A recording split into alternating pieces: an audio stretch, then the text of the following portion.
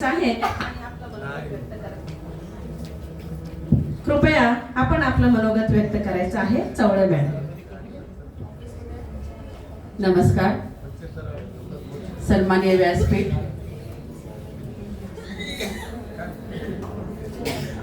औरंगाबाद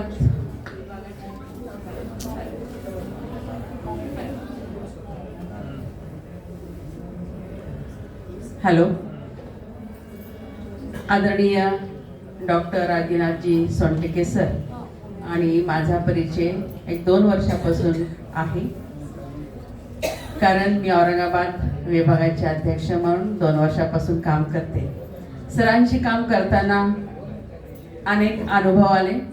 आपण सर्वांचा अनुभव ऐकलेला आहे.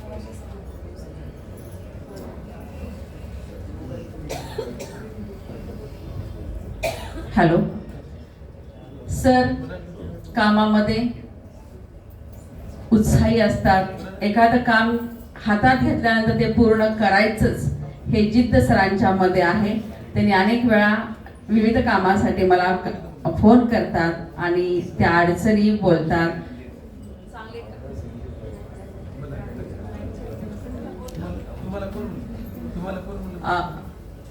अडचणी सांगतात आणि त्या अडचणी दूर करण्याचा प्रयत्न करतात. माझे वडील आदरणीय लोहारे सरांसोबत गेले 25 वर्षापासून त्यांनी काम केलेलं आहे आणि ते पण त्यांचा अनुभव सांगतात. सर अतिशय कामाचे आहेत आणि ते काम पूर्ण करण्याचा प्रयत्न करतात. आज सरांचा 75वा वाढदिवस आहे. हॅलो. त्यानिमित्त मी राष्ट्रभाषा हिंदी औरंगाबाद हॅलो यांच्या वतीने सरांच्या पुढील आयुष्यासाठी शुभेच्छा देते. त्यांचं पुढील आयुष्य सुखाचं, समाधानाचं, आनंदाचं, भरभराटीचं, उत्कर्षाचं आणि उत्साहाचं जावं ही मी सदिच्छा त्यांना देते आणि या ठिकाणी थांबते. धन्यवाद. धन्यवाद मॅडम. यानंतर मंचवरील विशेष अतिथी अर्थातच रिटायर्ड इंडियन ॲडमिनिस्ट्रेटिव्ह सर्व्हिसेस, त्याचप्रमाणे रिटायर्ड एज्युकेशनल सेक्रेटरी महाराष्ट्र राज्य मुंबई यांचे माननीय डॉक्टर श्री जयराजजी फाटक साहेबांना मी नम्र विनंती करते की या प्रसंगी आपण आपलं मनोगत व्यक्त करावं. माननीय श्री जयराजजी फाटक.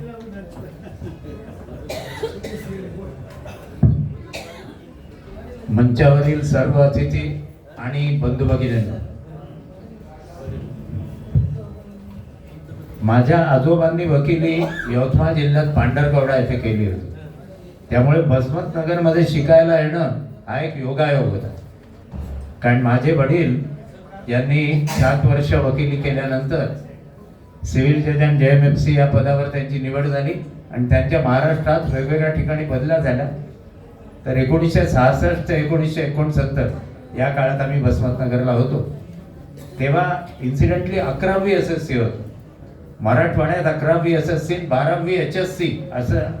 12वी HSC फार थोड्या ठिकाणी होतं. औरंगाबाद, लातूर बहुतेक ठिकाणी 11वी SSC.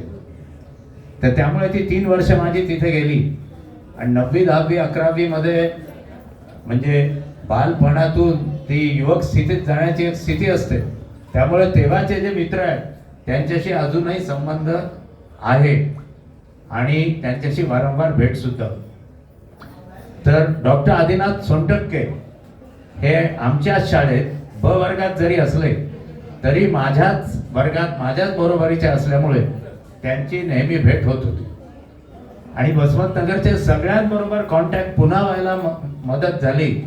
कारण आम्ही सर्वांनी 2019 मध्ये आमच्या SSCची 50 वर्ष पूर्ण झाली म्हणून बसमतनगरला एक गेट टुगेदर केलं.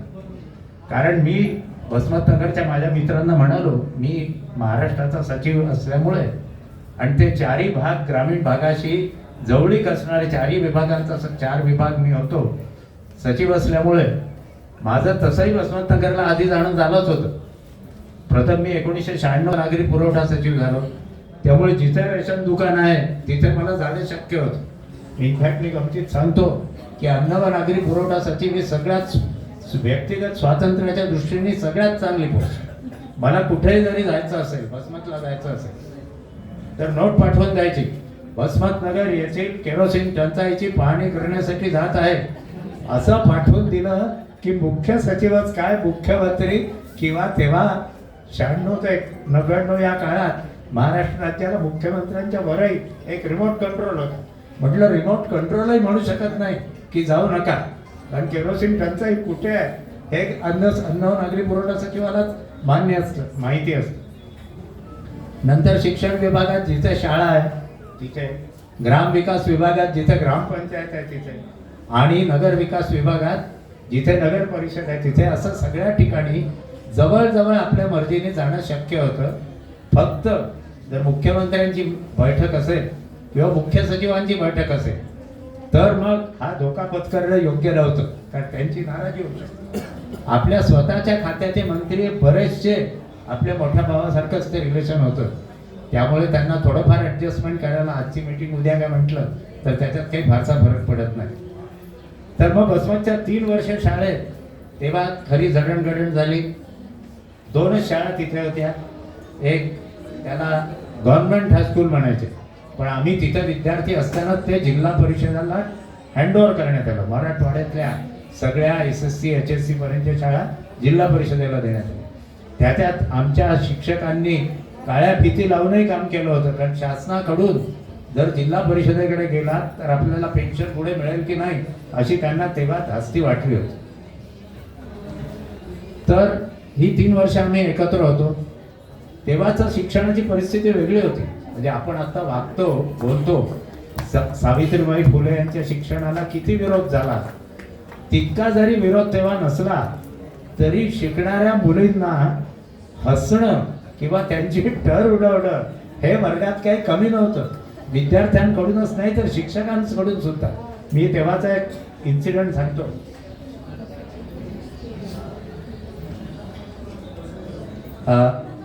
अ वर्गामध्ये आमच्या मुली होत्या आणि ब वर्गामध्ये मात्र मुलंच होते. त्याच्यात मुली नव्हत्या, कारण मुली काय 15-20च असायच्या. आमच्या वर्गात 45-50 मध्ये मुली होत्या. मॅडमनी ऐकावं म्हणून मी सांगतो. तर आमचे एक शिक्षक भर वर्गात म्हणाले होते, ते गणिताचे शिक्षक होते, म्हणे अ वर्गातली मुलं बरीच हुशार आहे. म्हणजे आमच्यापैकी माझी जी अ वर्गातली बॅच होती त्याच्यापैकी मी IAS मध्ये सिलेक्ट झालो, 3 मेडिकल डॉक्टर झाले आणि काही इंजिनियर्स पण झाले. ब वर्गात मला वाटतं राजेश्वर कोटीखाने एकच ॲग्रिकल्चरचे प्रोफेसर झाले. ते म्हणतात की त्यांची इंजिनिअरिंगला ॲडमिशन झाली होती पण त्यांनी ॲग्रिकल्चर प्रिफर केलं, जे काही असेल. तर ते आमचे गणिताचे शिक्षक भर वर्गात म्हणाले की अ वर्गात मुलं बरीच हुशार आहेत, पण तरी ब वर्गाचाच निकाल जास्त चांगला लागतो. असं का असावं? मी विचार केला, डोकं खाजवलं असं करून, आणि माझ्या लक्षात आलं की अ वर्गाचा निकाल कमी लागतो कारण त्याच्यात मुली आहेत. हे जर वाक्य आज जर कोणी बोललं तर मला वाटतं त्याच्यावर गुन्हा तक्रार वगैरे दाखल होईल. इनफॅक्ट अमेरिकेत तर लॉरेन्स समर्स या हार्वर्डच्या अध्यक्षांना, तिथे प्रायव्हेट युनिव्हर्सिटीला प्रेसिडेंट असतो, गव्हर्नमेंट युनिव्हर्सिटीला व्हाईस चान्सलर असतो, त्यांना असंच काहीतरी विधान केल्याबद्दल राजीनामा द्यावा लागला होता. आणि ते ट्रेजरी सेक्रेटरी म्हणजे अमेरिकेचे अर्थमंत्री सुद्धा होते. अमेरिकेत तर असं कुठल्याही समाजातल्या घटकाला तुच्छ लेखणं याच्यावर लगेच मोठी ॲक्शन होते. तर आम्हाला 50 वर्ष झाल्यावर आमचा गेट टुगेदर झाला. त्याच्यातही आदिनाथ सोनटक्के यांनी भाषण केलं होतं, तेही औरंगाबादमधून आले होते. त्यामुळे आम्हाला परत 50 वर्षानंतर एकत्र आम्ही भेटलो होतो. हिंदीत, महाराष्ट्रात हिंदीला विरोध नाही.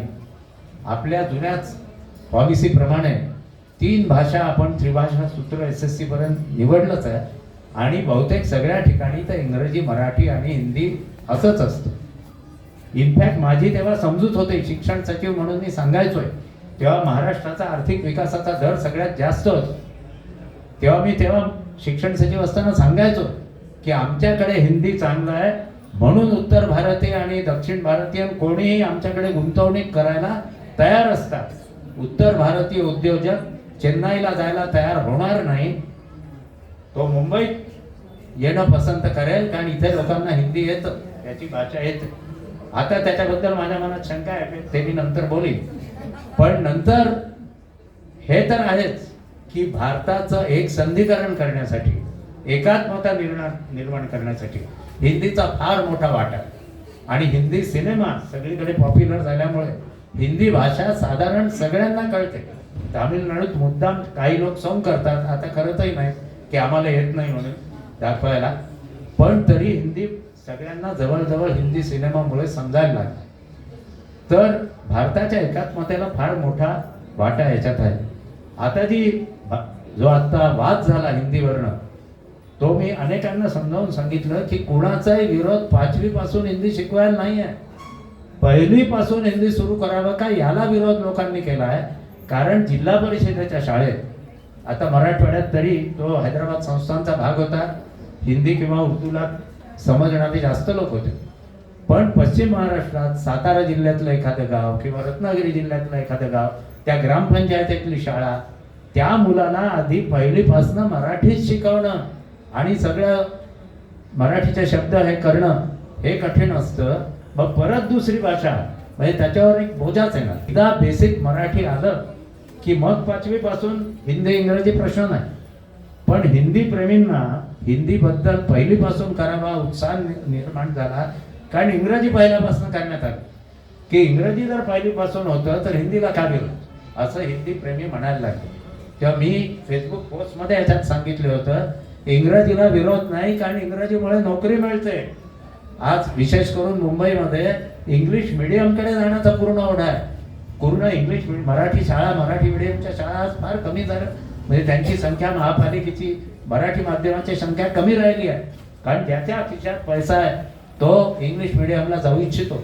आणि केवळ इंग्लिश मिडियमच नाही तर साऊथ मुंबईमध्ये म्हणजे मुंबई सिटी डिस्ट्रिक्टमध्ये ICSE बोर्डात तो जाऊ इच्छितो. कारण ICSE बोर्ड हा अँग्लो इंडियन लोकांनी निर्माण केलेला बोर्ड. अँग्लो इंडियन म्हणजे पंजोबापर्यंत त्यांचे कोणीतरी पूर्वज जे युरोपमधून आलेले होते.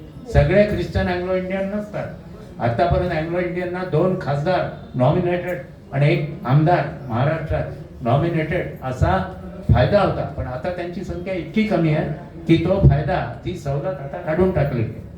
तर त्यामुळे अँग्लो इंडियन सारखं इंग्रजी बोलावं. तेव्हाचे आमचे मंत्री प्राध्यापक रामकृष्ण मोरे म्हणायचे की जन्माला नंतर ज्याचा मूल घरी त्या इंग्रजीमध्ये करतो तो खरा इंग्लिश मिडियमचा माणूस.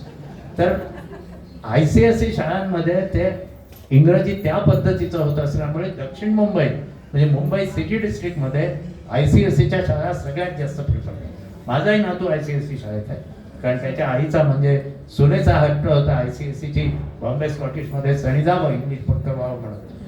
ऑल्दो ती महाराष्ट्र बोर्डाच्या इंग्लिश मिडियममध्ये नव्हती. माझा मुलगा महाराष्ट्र बोर्डाच्या इंग्लिश मिडियममध्ये होता. पण इंग्रजी त्या धाटणीच राहायला, ते शब्द माहिती असायला, हे त्याचा मोठा फायदा होता. तर भारत एकसंघ असण्यासाठी फार मोठा फायदा झाला. आता माझ्या नातवाच्या शाळेत त्या ICSE शाळामध्ये एक तर आपली सध्याची नॅशनल एज्युकेशन पॉलिसी आली, त्यांनी 2 मोठे गोंधळ करून टाकले. 2020ची जी नॅशनल एज्युकेशन पॉलिसी होती त्यात म्हटलं होतं की बेसिक 2 भारतीय भाषा आल्यानंतर विदेशी भाषा शिकवायला हरकत नाही. आणि 2023ची जी आली त्याच्यात म्हटलं नाही, SSC पर्यंत 2 भारतीय भाषा शिकायला पाहिजे. पण शिकायला पाहिजे म्हणजे 100 मार्क्सचा विषय पाहिजे का ग्रेडचा विषय असला तरी चालेल. अनेक ICSE शाळा PT प्रमाणे हिंदी हा ग्रेडचा विषय ठेवतात. आता PT आवश्यकच आहे, पण त्याच्यात मार्क ते पर्सेंटेजला काउंट होत नाही, फक्त ग्रेड पासिंग असतं. तसंच हिंदीला करतात. आणि यात मुंबईत अजून फारसा विरोध झालेला नाही. आता मनसे म्हणतं आंदोलन करू, पण मुंबईच्या deputy director education Shri Kankal यांनी वाक्य दिलेलं आहे की माझा मुलगा ICSE शाळेत 9वीत आहे, तिथे हिंदी कंपल्सरी आहे. कंपल्सरी म्हणजे ग्रेड सब्जेक्ट म्हणून असेल, पण मार्क सब्जेक्ट म्हणून नाही. आणि जर मार्क सब्जेक्ट नसेल तर लोक त्याला फारसं महत्त्व देणार नाही, त्याला PTचाच दर्जा राहील.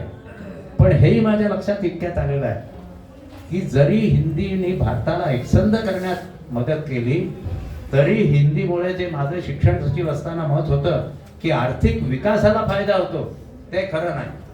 आज भारतात सगळ्यात वेगाने विकसित होणारं राज्य आहे तामिळनाडू. तामिळनाडूचा ग्रोथ रेट सगळ्यात जास्त. तामिळनाडू 2च भाषा शिका म्हणतो. ते म्हणतात तिसऱ्या भाषेची गरजच नाही. तसंच तामिळनाडू बद्दल दुसऱ्या 2 गोष्टी सांगायच्या म्हणजे ऑफिशियली तामिळनाडूचे मुख्यमंत्री आणि उपमुख्यमंत्री धर्मात काही अर्थ नाही, देव नाही असं ओपनली नास्तिकपणे सांगतात. तरी सुद्धा तामिळनाडूचा ग्रोथ रेट सगळ्यात जास्त. त्यामुळे आर्थिक विकासासाठी शेतीमधून उद्योगाकडे किंवा सर्व्हिसेस सेक्टरमध्ये ते लवकर जाणं गरजेचं आहे. त्याच्यात कोणती भाषा तुम्हाला येते तेवढं महत्वाचं नाही. चीनमध्ये 1-2% लोक फक्त इंग्रजी बोलतात, तरी चीनचा विकासाचा दर गेल्या 3-4 वर्षापर्यंत जगात सगळ्यात जास्त होता. चीनने जवळजवळ 20 वर्ष इतक्या वेगाने विकास केला की 1949 मध्ये चीन आणि भारत हे साधारण एकाच लेवलला होते दरडोई उत्पन्नामध्ये. आज चीनचं दरडोई उत्पन्न भारताच्या तिप्पट चौपट आहे. ते इतका पुढे चीन गेला. चीनमध्ये कम्युनिस्ट सरकार आहे, तेही देवावर विश्वास ठेवत नाही, पण त्यांचा आर्थिक विकास वेगाने झालेला आहे. कारण शिक्षणामधून, शेतीतून, मॅन्युफॅक्चरिंग मध्ये चीनी नागरिक लवकर गेले. छोटी आणि त्याच्यात काही मोठ्या IT इंडस्ट्री, आर्टिफिशियल इंटेलिजन्स याची गरज नव्हती. साधी खेळणी करणं, घड्याळ करणं, गारमेंट्स करणं या गोष्टींची जगात प्रचंड मार्केट या गोष्टीसाठी आहे.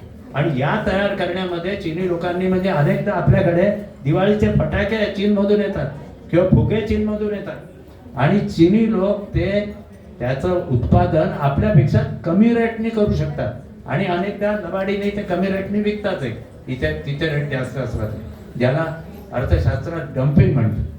तर त्यामुळे आर्थिक विकासासाठी की भाषेपेक्षा हे जे कृषीतून उद्योगाकडे ट्रान्झिशन आहे ते फार महत्वाचं आहे. एक गुरुचरण दास नावाचे एक लेखक आहेत, त्यांनी एक लिहिलं होतं की भारताचा जो इतका मोठा विकास झाला याचं मुख्य कारण ते शब्द वापरतात, बनियायझेशन ऑफ हिंदू सोसायटी.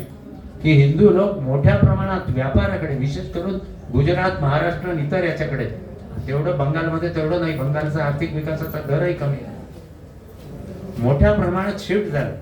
त्याच्यात गुरुचरण दास म्हणतो ब्राह्मणांची मुलं CA आणि MBA होऊन चांगल्या पगाराच्या नोकऱ्यांकडे लक्ष देतात आणि आपलं जे करिअर होतं शिक्षक अध्यापकाचं ते त्यांनी सोडून दिलं, कारण जिथे जास्त पगार आहे तिथे ते जातात. तर त्यामुळे एक MIT त्या स्कॉलरनी त्याच्यावरही लिहिलं होतं की जसं हिंदू समाजाचा विकास बनियायझेशन ऑफ हिंदू सोसायटीने झाला, तसा मुस्लिम समाजाचा विकास बोहरायझेशन ऑफ मुस्लिम सोसायटीने होईल.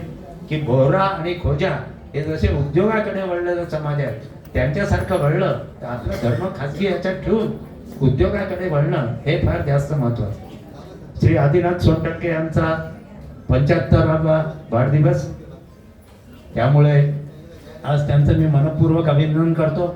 अमृत काळ जो आपल्या देशाचाही सुरू झाला आहे तो त्यांचाही आता सुरू झालेला आहे. त्याची शताब्दीकडे त्यांची वाटचाल आहे. मला वाटतं आमच्या वर्गातली जी मुलं होती त्याच्यात हा पहिलाच वाढदिवस आहे. ते ज्या पार्श्वभूमीमुळे आले त्यामुळे शाळेत त्यांची ऍडमिशन उशिरा झाली असेल आणि मी वर्गात सगळ्यात लहान होतो, कारण मराठवाड्यात 10वी SSC होतं, विदर्भात मराठवाड्यात 11वी SSC होतं, विदर्भात 10वी SSC आणि 11वी HSC होतं. त्यामुळे विदर्भात मी 69 साली SSC झालो असतो. इथे मी आल्यावर मला काही काळ 8वीत बसवलं होतं आणि मग माझ्या वडिलांनी शोधून काढलं की तिकडे तो 69ला SSC झाला होता आणि नियमाप्रमाणे त्याला 1 वर्ष पुढे बसवता येईल. त्यामुळे 9वीत मी तुमच्या वर्गात बसलो. मग 10वी 11वीत मी ऍडजस्ट झालो आणि मग पुढे अर्थात वर्गात माझा शाळेत कधीही पहिला नंबर आला नाही. पहिला नंबर नेहमी डॉक्टर सुभाष वैजवाडे यांचा येत होता. अनफॉर्च्युनेटली सुभाष वैजवाडे औरंगाबादमध्ये राहत असूनही आज त्यांच्या पत्नीचं वर्षश्राद्ध आहे आणि त्यासाठी ते परभणीला गेले आहेत, त्यामुळे ते हजर नाही. फक्त फायनल SSCला माझा पहिला क्रमांक आला आणि सुभाष वैजवाडे, अनिल पाटील जे दोघेही डॉक्टर झाले ते माझ्या मागे होते. अर्थात सुभाष वैजवाडेंना मी म्हटलं की तुला कदाचित आठवत नसेल की तुला SSCच्या परीक्षेच्या 2-3 महिन्याआधी टायफॉइड झाला होता आणि मला माझ्या आईने त्या कारणामुळे तुला भेटायला येऊ दिलं नव्हतं. तुला जर टायफॉइड झाला नसता तर कदाचित तू औरंगाबाद बोर्डात पहिला आलास, कारण मी 5वा आलो. तर तो म्हणून नाही मला पुढे मी MBBS ला गेलो व्यवस्थित नाही, त्याला काही रिग्रेट्स नाही.